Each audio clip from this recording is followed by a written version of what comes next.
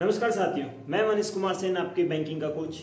आज मैं आप लोगों को बताने जा रहा हूँ लोन्स के टाइप, लोन कितने टाइप के होते हैं, और उसी के साथ साथ हम क्लियर करेंगे होम लोन सिक्योर लोन का एक टाइप है। उसके लिए हम कंप्लीटली प्रिपेयर करेंगे कि होम लोन होता है क्या है, कैसे मिल सकता है, क्या रेट ऑफ इंटरेस्ट का होता है, कितना मैक्सिमम टाइम हमारे पास है, क्या बैंक के चार्जेस हमें पे करने पड़ते हैं होम लोन लेने के लिए।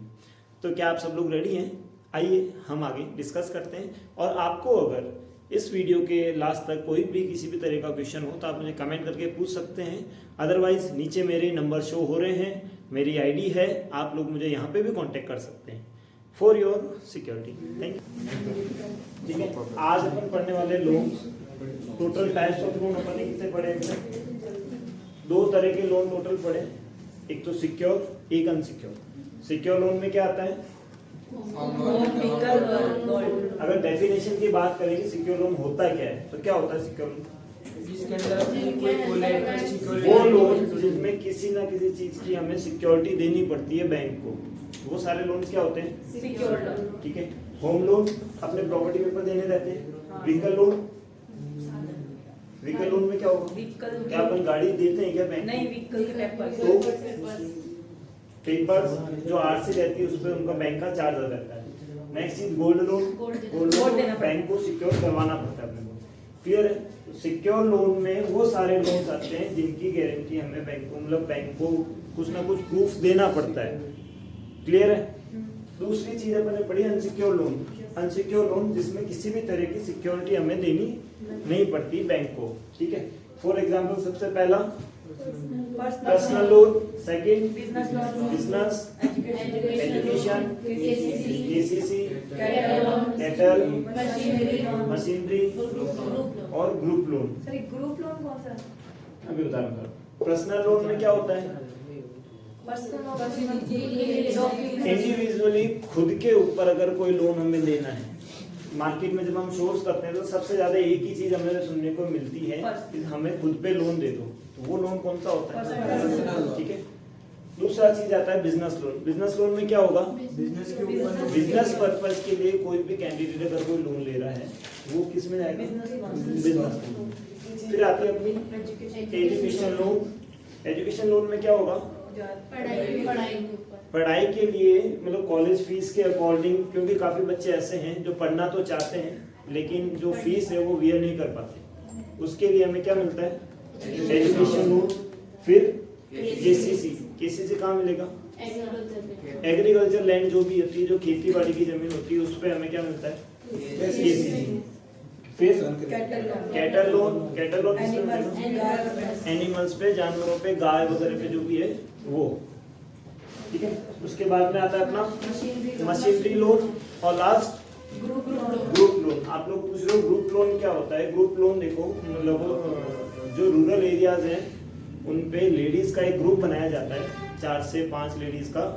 उसमें आके फिर उनको एक मतलब लीडर अपॉइंट कर दिया जाएगा। उसमें फॉर एग्जांपल 5 कैंडिडेट्स का एक ग्रुप उन्होंने क्रिएट किया। ठीक है, इस 5 ग्रुप में 5 कैंडिडेट्स टोटल हैं, इसमें से एक को लीडर बना देंगे। ठीक है, अब इन 5 के ग्रुप में एक लोन दिया जाएगा। ठीक है, फॉर एग्जांपल मान लो 1 लाख रुपए का वो लोग दे रहे हैं, तो 5 लोगों में डिवाइड करोगे कितना होगा? 25। 1 लाख का लोन दिया है, 5 लोगों को दिया है, तो क्या होगा? 20 हजार पर कैंडिडेट को मिल जाएगा। ठीक है, अब इसमें एक तो होता है ऑप्शन इनके पास वीकली, या तो जो पेमेंट जो होगा तो वीकली देंगे या पर डे दे देंगे। ये स्पेशली लेडीज के लिए है कि जो लेडीज मतलब बाहर कुछ नहीं कर पाती या अपने घर पे कोई छोटा मोटा बिजनेस करना है। पर डे और वीकली दोनों ऑप्शन इनके पास रहते हैं। पर डे जैसे वो लोग EMI फिक्स कर देते हैं, 100 रुपए देने, 50 रुपए देने, उनके टाइम के अकॉर्डिंग, और ये मैक्सिमम 2 साल के लिए ही मिलता है। ठीक है, मैक्सिमम 2 ईयर्स के लिए ही ये मिलेगा। वो वीकली देना चाहे EMI तो वीकली दे देंगे, और पर डे देना चाहे तो पर डे दे देंगे। ठीक है, तुम लोगों ने या तो कहीं पे देखा भी होगा अपने आसपास में कि एक कैंडिडेट आता है, वो जो छोटी जो दुकानें होती है, किराने की दुकानें वगैरह, उनसे पर डे एक तो मतलब जो ठेले वाले होते हैं उनसे, और एक किराने की जो दुकानें होती है उनसे डेली एक बंदा आता है डायरी लेके अपनी, वो लोग उसे 100 रुपए देते हैं और उसे जमा कर लेते हैं। देखा है, वो ग्रुप लोन होता है। ठीक है, डेली बेसिस लोन भी इसको बोल सकते हो।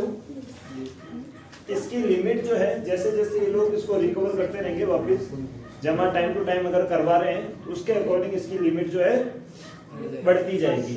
अगर सर ये जमा नहीं कराए तो लीडर को पकड़ेंगे फिर बैंक वाले। इसमें इसीलिए मेन दिक्कत क्या है, अब लेडीज को देखो वो बैंक पर डायरेक्ट उतना अप्रोच नहीं कर पाते, इसलिए एक ग्रुप में एक लीडर बनाया जाता है। वो उस लीडर का काम होता है इन सबसे ईएमआई लेना कंप्लीट, समझो। और इसमें इंडिविजुअल नहीं मिलता, इसमें गारंटर चाहिए होता है। अगर लेडीज ले रही है तो उसके हस्बैंड की, भाई की, पिता की, किसी की भी एक ही गारंटी लगती है। विदाउट गारंटी ग्रुप लोन नहीं मिलता। ठीक है, ये पांचों का जो लोन है वो कनेक्ट रहता है एक दूसरे से। लेडीज का एक ग्रुप बनाएंगे, उसी में ही डिवाइड करेंगे। तो कोई 5 का बनाते हैं, कोई 7 का बनाते हैं। अगर कोई जो ग्रुप मेंबर जो लीड करेगा वो स्ट्रॉन्ग है, वो बोलता है सर मैं 10 का ग्रुप में हैंडल कर सकता है, मैं कर सकती हूँ, तो फिर वो 10 का बनाते हैं। क्लियर है ये चीज। अब अपन बात करते हैं, अपना स्टार्टिंग वापस करते हैं सिक्योर लोन से। सबसे पहला लोन हमने कौन सा पढ़ा है? ठीक है, होम लोन में क्या क्या होता है, क्या क्या डॉक्यूमेंट चाहिए, क्या इनकम होनी चाहिए, क्या इंटरेस्ट रेट रहता है, कितने टाइम के लिए मिलता है, वो सारी चीजें अपन डिस्कस करेंगे। ठीक है,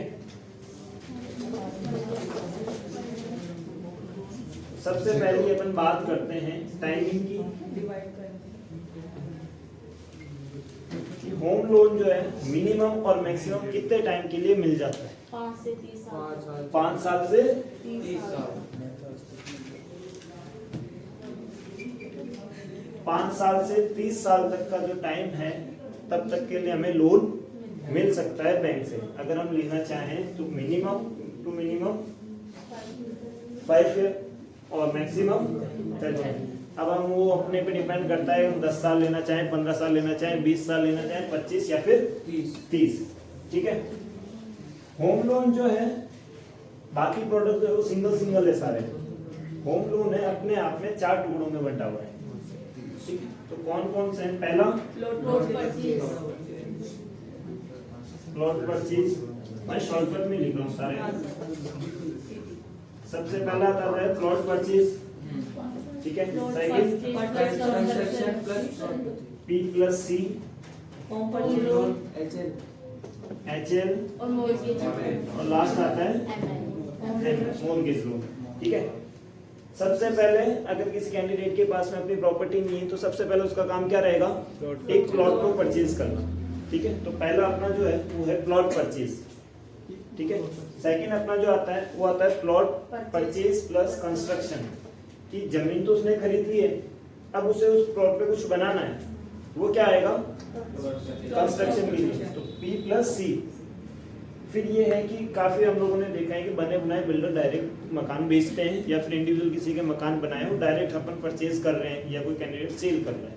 तो मकान ऑलरेडी पूरा बना हुआ है, हमें क्या करना है? परचेज करना है, सीधा जाके शिफ्ट होना है, रेडी टू शिफ्ट। ठीक है, वो क्या होते हैं? वो प्योरली होम लोन होते हैं। लास्ट बात ये है कि हमने प्लॉट परचेज कर लिया, उसमें बना लिया, डायरेक्ट घर खरीद लिया, उसमें शिफ्ट हो गए, उसमें रह रहे हैं, अब हमें लोन चाहिए, तो हम कौन सा लोन लेते हैं लास्ट में? वो आता है मॉर्गेज लोन सबसे लास्ट में। ठीक है, तो होम लोन में कितने टाइप्स हो गए? 4 टाइप्स में किसी को दिक्कत, कोई कंफ्यूजन? सबसे पहला काम हमारा क्या रहेगा? प्रॉपर्टी परचेज करना। फिर दूसरा काम क्या रहेगा? उस परचेज खाली प्लॉट पे कुछ बनाना, कंस्ट्रक्शन। तीसरा क्या रहेगा?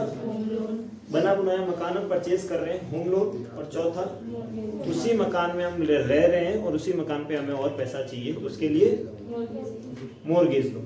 क्लियर है? अब ये आ गया। ठीक है, चारों टाइप अलग अलग डेफिनेशन हमें समझ में आ गई। होम लोन हमने ले लिया या फिर मॉर्गेज लोन का, तो ये इस कंडीशन में भी अपन है। ठीक है, या तो हमने बना बना मकान ले लिया या फिर उसी मकान में हम रह रहे हैं। 1 मंजिल का मकान है, अब इसके ऊपर हमें और बनाना है, तो क्या हम ये लोन ले सकते हैं? ले सकते हैं। कंस्ट्रक्शन है ना, ऊपर हमें बनाना है, वो ऑलरेडी खाली मकान हमारा ऑलरेडी है, अब हमें सिर्फ उस पर बनाना है। ऊपर की साइड में और मकान बनाना है, 1 मंजिल बना हुआ है, 2 मंजिल बनाना है, 3 मंजिल बनाना है, तो उसमें हमें कोई दिक्कत नहीं होगी, हम उसके लिए P+C ले सकते हैं। ये तीनों जो लोन है, ये दो, इसमें इंटरेस्ट रेट क्या रहता है? 9% से 13-14%। 8.52 अकॉर्डिंग टू सिविल डिपेंड करता है। 14 ले लो लास्ट। अगर किसी का सिविल खराब भी है ज्यादा तो यहाँ तक पहुंच जाता है। क्लियर है? बाकी बचे अब दो लोन, प्लॉट परचेज और मोर्गेज लोन। ठीक है, ये दोनों लोन एक जैसे होते हैं और ये दोनों एक जैसे होते हैं। ये दो जो लोन है इसमें हमें इंटरेस्ट रेट जो है वो फिक्स में भी मिल जाती है और फ्लोटिंग में भी मिल जाती है। ठीक है, लेकिन ये जो दोनों लोन है इनमें ओनली फ्लोटिंग। ठीक है, इसमें ओनली हमें फ्लोटिंग में ही रेट मिलेगी। क्लियर है? इसलिए इसका जो टाइम पीरियड भी है, P+C ले लो चाहे HL ले लो, इसमें जो हमें टाइम मिलेगा हमें कितना मिलेगा? 5 साल से 30 साल। और वही अगर प्लॉट परचेज और मोर्गेज लोन की बात करें तो हमें टाइम क्या मिलेगा? 5 to 15 years ओनली। ठीक है, अगर प्लॉट परचेज और मोर्गेज लोन हम ले रहे हैं तो हमें जो मिलेगा वो कितना मिलेगा? टाइम मैक्सिमम 5 से 15। ठीक है, और इंटरेस्ट रेट की बात करें तो उसमें 10% to 18%। 10 से 18% इंटरेस्ट रेट रहेगा। ठीक है, और टाइम जो रहेगा 5 से 15। वही अगर इसमें बात करें होम लोन और प्लॉट कंस्ट्रक्शन में तो टाइम पीरियड कितना रहेगा? 5 से 30 साल। सेकंड चीज अपन बात करते हैं कि ये जो 4 टाइप्स अपन ने पढ़े होम लोन के, ठीक है, कि होम लोन में प्लॉट परचेज है तो वो किस चीज के लिए किया जाता है, P+C है तो वो किस चीज के लिए लिया जाता है, इसी के साथ साथ होम लोन कब लिया जाता है और मॉर्गेज लोन कब लिया जाता है। अब इसमें बैंक्स की कुछ कंडीशंस होती है, मैं उनके बारे में आप सब लोगों को बता देता हूँ थोड़ा सा।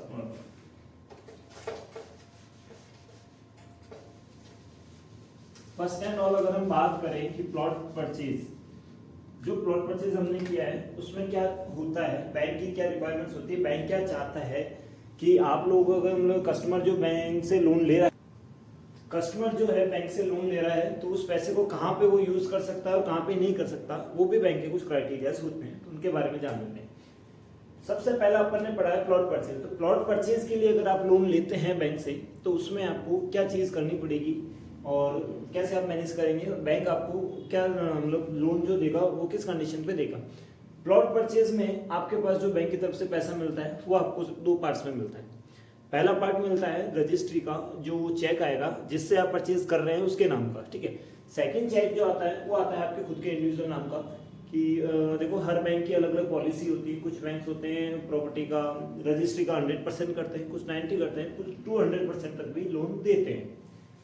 तो सबसे पहले इसमें आपको 2 पेमेंट मिलते हैं। ठीक है, 2 टाइप्स ऑफ पेमेंट आपको मिलेगा। पहला चेक आपको मिलेगा पार्टी के नाम का,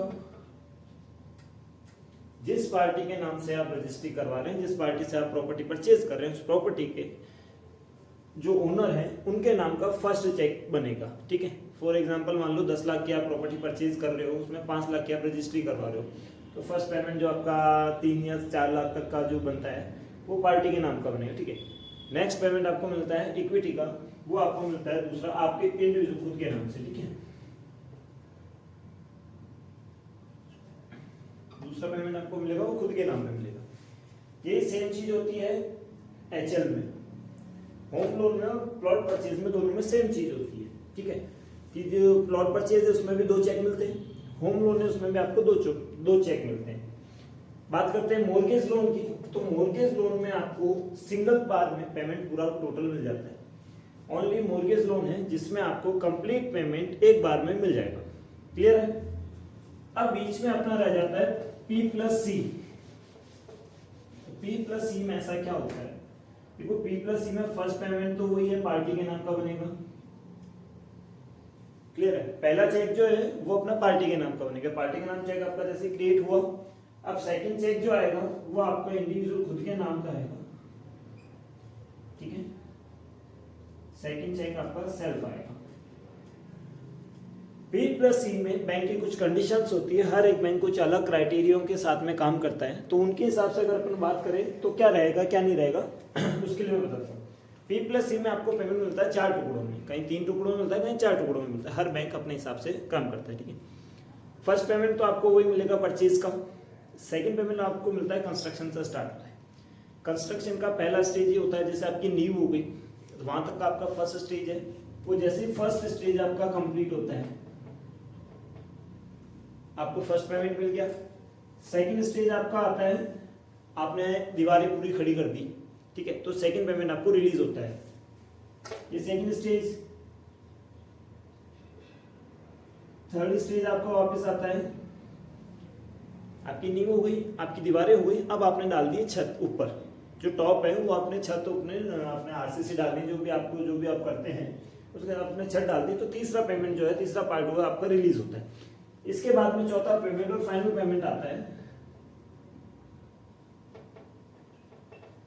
कि आपके मतलब घर टोटल कंप्लीट लगभग रेडी हो ही गया है, प्लास्टर वगैरह हो गया है, उसके बाद में कलर वगैरह जो हो गया है, उसके लिए आपको चौथा पार्ट मिलता है। चौथा जो पार्ट है चेक, वो आपको आपके खुद के नाम का मिलता है। तो होम लोन आई थिंक आप सब लोगों का क्लियर होगा। अब इसमें अगर आप लोगों को और कुछ क्वेरीज चाहिए हो तो आप मुझे कांटेक्ट कर सकते हैं, ठीक है। नेक्स्ट अपन बात करते हैं, हाँ एक चीज और मैं आप सबको बताना चाहूंगा, होम लोन में जो पेमेंट है वो आप अपने सेल्फ यूज में नहीं ले सकते, ठीक है। आपको कुछ ना कुछ देगा, जैसे 3 टाइप्स में आपने पढ़ा ही है, होम लोन, प्लॉट परचेज और पी प्लस सी, तो सारा पेमेंट आपको यूज करना ही पड़ेगा same on age on date age on time. Mortgage loan में जो पैसा मिलता है वो पैसा मिलता है आपको अपने बिजनेस यूज के लिए या फिर घर के रिनोवेशन के लिए, घर में आपको और एक्स्ट्रा काम वगैरह करवाने हैं उसके लिए, या फिर आपको अपने बिजनेस में पैसा लगाना है तो मॉर्गेज लोन में आपको पैसा मिलता है, ठीक है। वो आप अपने साथ में यूज कर सकते हैं पर्सनल यूज में, अकॉर्डिंग योर मतलब क्राइटेरिया, कितना पैसा आप ले रहे हैं, कितना आपको बिजनेस में यूज करना है, कितना आपको मकान में यूज करना है, और उसके अलावा बाकी का कितना पेमेंट है जो आप खुद सेल्फ यूज में करना है। काफ़ी सारे लोगों अपने यहाँ देखा जाता है कि पर्सनल यूज में अगर कोई पैसा लेना है, घर में शादी है या फिर और कहीं कुछ काम है, तो वो लोग मॉर्गेज लोन ज़्यादा प्रेफर करते हैं। क्लियर है ये चीज़। अब अपन बात करते हैं टाइम की, अपन ने बात कर ही ली थी, 5 से 30 साल तक का होम लोन मिलता है, जिसमें प्लॉट परचेज और मॉर्गेज लोन इन दोनों में टाइम होता है 5 से 15 साल। रेट ऑफ इंटरेस्ट की बात अपन करें तो रेट ऑफ इंटरेस्ट में home loan and P plus C में फ्लोटिंग की रेट मिलती है, फिक्स की रेट नहीं मिलती, ठीक है। और दूसरी चीज अपन प्लॉट परचेज और मॉर्गेज लोन जो है, इसमें अपने को फिक्स भी मिल जाएगी और फ्लोटिंग भी मिल जाएगी। एज ऑन डेट आप जब लोन लेते हैं उस डेट में क्या रेट ऑफ इंटरेस्ट चल रही है, उस रेट ऑफ इंटरेस्ट के अकॉर्डिंग आपकी रेट लग जाएगी। फ्लोटिंग का मतलब ये होता है कि जैसे जैसे आरबीआई रेट ऑफ इंटरेस्ट बढ़ाता है तो आपकी रेट बढ़ती रहेगी, क्लियर है। और फिक्स का मतलब ये रहता है कि आपने 10 साल के लिए लोन लिया और आज आपने लोन लिया, तब आपकी रेट ऑफ इंटरेस्ट जो है वो मान लीजिए 10% थी, तो जब तक आपका लोन खत्म नहीं होगा, आप 10 साल भी अगर पूरा चलाते हैं तो आपकी रेट ऑफ इंटरेस्ट जो है वो 10 ही रहेगी, ओके। रेट ऑफ इंटरेस्ट आ गया अपना, टाइम अपना आ गया। अब रेशियो की अगर बात करें कि रेट ऑफ इंटरेस्ट का रेशियो कितना रहता क्या है, होम लोन में और प्लॉट परचेज में जो रेट ऑफ इंटरेस्ट रहता है वो आपका 8.52 स्टार्ट से 14 तक रहता है, ठीक है। और प्लॉट परचेज और मॉर्गेज लोन जो है इसमें 11 to 18 अप्रॉक्स, ठीक है। ये डिपेंड करता है आपके सिविल पे, आपके बिजनेस पे, आपके इनकम पे, क्या आपका बिजनेस है, क्या आपकी सैलरी है, क्या आपका सिविल है, ये सारी चीजों पे डिपेंड करता है आपका रेट ऑफ इंटरेस्ट, क्लियर। तो इसी के साथ अपन अपना होम लोन कंप्लीट करते हैं, बट इसमें कुछ चार्जेस रहते हैं, हर बैंक के कुछ चार्जेस रहते हैं, उन चार्जेस के बारे में भी आपको बता देता हूँ साथ ही साथ। कभी भी किसी भी बैंक में अगर हम लोन लेने के लिए फाइल लगा रहे हैं for secured, example home loan के लिए अगर कहीं भी आप फाइल लगा रहे हैं तो सबसे पहला बैंक का चार्ज जो होता है वो होता है लॉगिन फीस। क्लियर है? लॉगिन फीस आपका फर्स्ट चार्ज होता है बैंक के 4 चार्जेस होते हैं, उनके बारे में आपको क्लियरली बताऊंगा। लॉगिन फीस अगर बात करें तो ये 1100 से स्टार्ट होता है, सॉरी 590 से स्टार्ट होके ये 5900 तक जाता है। किसी बैंक में 590 होती है लॉगिन फीस, किसी में 1250 होती है, किसी में 3560 होती है, किसी में 5900 होती है। ठीक है, कुछ बैंक ऐसे हैं जो इस लॉगिन फी को रिफंड करते हैं, कुछ बैंक ऐसे हैं जो रिफंड नहीं करते। लॉगिन फीस अपना कंप्लीट हो गया, उसके बाद में आता है पीएफ।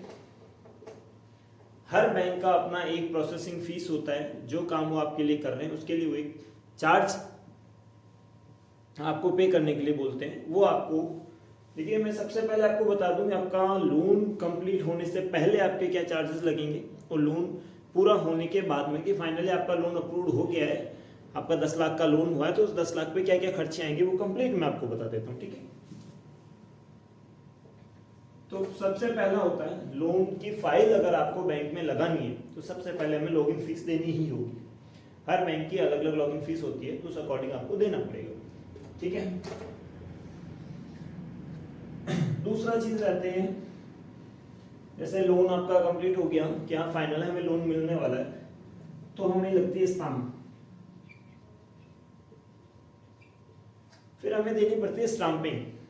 स्टाम्प पेपर लाने पड़ते हैं हमें, या तो हम खुद भी ला सकते हैं या फिर बैंक का जो एजेंट रहेगा वो हमें डायरेक्ट लाके दे सकता है। क्लियर? तो स्टाम्पिंग हर बैंक की अलग अलग होती है। बाकी फॉर एग्जांपल अगर 0.25% लोन अमाउंट जितना है उसका 0.25% अपना स्टाम्पिंग होता है एक। इसके अलावा अकॉर्डिंग टू बैंक पॉलिसी अलग सब बैंक यूज करते हैं, कुछ 500 के स्टाम्प लेते हैं, कुछ 200 के स्टाम्प एक्स्ट्रा और लेते हैं 0.025 के अलावा।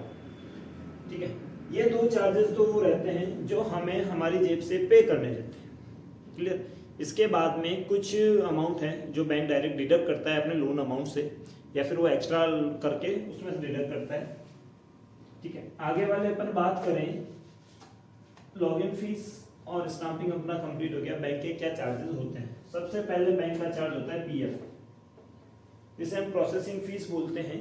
प्रोसेसिंग फीस में बैंक एक चार्ज क्रिएट करता है, वो चार्ज मैं आपको बता देता हूँ।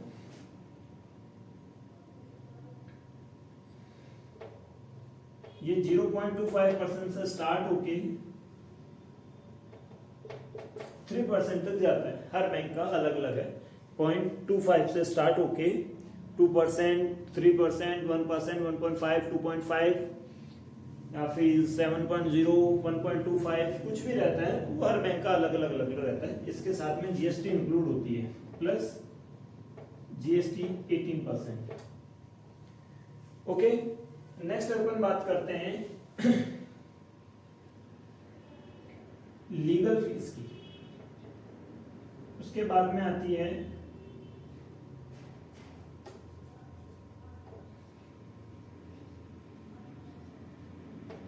वैल्यूएशन एंड लास्ट चीज रहती है इंश्योरेंस।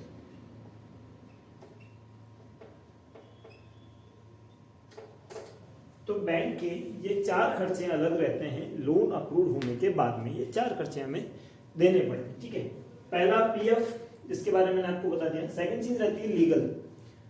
हमारे जो प्रॉपर्टी पेपर्स हैं वो एक वकील वेरीफाई करके देता है कि इन प्रॉपर्टी पेपर्स में कोई दिक्कत नहीं है, एकदम जेन्युइन है। उसके लिए वकील चार्ज करता है, वो फीस रहती है अपनी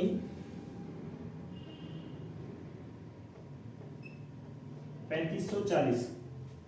ठीक है, वैल्यूएशन एक इंजीनियर होता है जो हमारी प्रॉपर्टी की वैल्यू निकालता है। अगर प्लॉट है तो प्लॉट की वैल्यू निकालेगा, और अगर मकान बना हुआ है तो मकान की वैल्यू निकालेगा। उस एरिया के अकॉर्डिंग कि क्या वहां पे रेट चल रही है उनके अकॉर्डिंग ये वैल्यूएशन निकालता है कि इंजीनियर। उसकी वैल्यू जो रहती है वो रहती है 1170 1170। ठीक है, इसके बाद में इंश्योरेंस आता है। तो हर बैंक ये चाहता है कि जो लोन वो पैसा वो कस्टमर को दे रहा है उसकी सिक्योरिटी उसके पास होनी चाहिए, ठीक है। कि अगर कस्टमर को कुछ हो जाता है, ठीक है, या फिर कस्टमर EMI पे नहीं कर पा रहा है या अदरवाइज कुछ भी हो सकता है, देखिए, तो उसके लिए बैंक इंश्योरेंस करता है और ये कंपलसरी होता है। इंश्योरेंस का जो चार्ज रहता है 0.5% to 5%, 0.5% से लेके 5% तक का इंश्योरेंस का चार्ज लगता है जितना लोन अमाउंट अपना है। हर बैंक का अलग पॉलिसी है, मैंने आपको पहले भी क्लियर किया है। उसके अकॉर्डिंग ये चेंज होती रहती है, हर बैंक में अलग अलग EMI पे होती है, लोन अमाउंट पे भी डिपेंड करती है ये, और बाकी वेवर्स पे भी डिपेंड करती है। तो आपको आज पूरा कंप्लीट सिक्योर लोन और अनसिक्योर लोन के बारे में मैंने बताया। उसी में सिक्योर लोन का एक होम लोन प्रोडक्ट जो है उसके लिए हमने क्लियरली पूरा कंप्लीट किया। इसके आगे के वीडियोस में जल्दी आपके सामने पेश करता रहूंगा। For vehicle loan, gold loan, personal, business, ये सारे लोन्स हम एक एक स्टेप बाय स्टेप कंप्लीट करेंगे टोटली। तो उसके लिए आप जुड़े रहें मेरे साथ में। मैं आपको ऐसे काफ़ी जो इन्फॉर्मेशन है वो आपको देता रहूँगा, जिससे आप लोगों को दिक्कतें नहीं आएगी ये चीज़ें समझने में। बेसिक अगर आप अपना बैंकिंग में क्लियर करना चाहते हैं तो उसके लिए मैं आपके सपोर्ट में हमेशा हूँ। आपको कुछ भी और अदर रिक्वायरमेंट्स रहती है तो आप प्लीज़ कमेंट कीजिए, मेरे कॉन्टैक्ट नंबर है, आप मुझे कॉन्टैक्ट कीजिए। मैं 24/7 आपकी हेल्प करने के लिए रेडी हूँ। Thank you.